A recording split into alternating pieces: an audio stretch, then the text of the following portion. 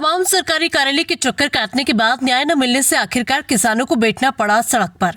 सरदारपुर तहसील के गांव दंतोली में किसानों के कर्मचारियों द्वारा दिए गए चेक हुए बाउंस। बिना जानकारी व सूचना के किसानों की जमीन से हजारों डंपर मुरम निकाल लिया और किसानों को हवा भी नहीं। मध्य प्रदेश के धार जिले की सरदारपुर तहसील दसई क्षेत्र के दंतोली गांव में पवन चक्की वाइब्रेन प्रॉपर्टी लिमिटेड कंपनी की मनमानी दिन प्रतिदिन बढ़ती जा रही है।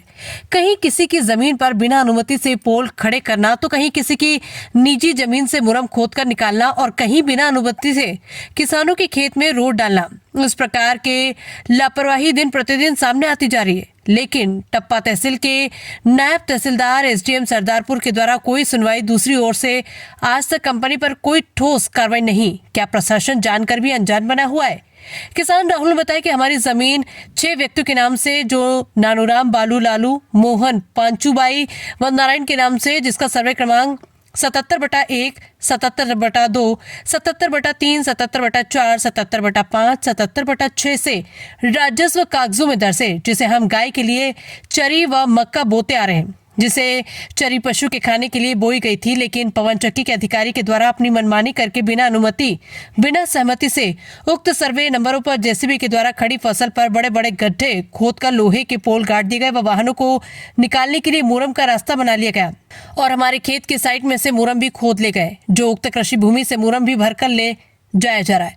जिसे हमने पवन चक्की वालों से बात करना चाहिए तो उन्होंने कहा कि सुरेंद्र सिंह दरबार निवासी दंतोली हैं।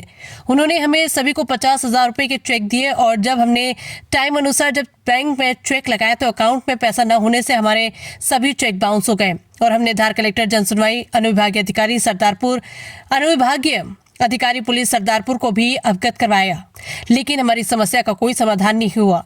हम मजदूरी व खेती करने जाएं या सरकारी कार्यालय के चक्कर काटे, आखिर आज हमने परेशान होकर पवन चक्की के वाहनों को रोक दिया गया। जिम्मेदार भी इस पर पल्ला झाड़ने नजर आ रहे हैं।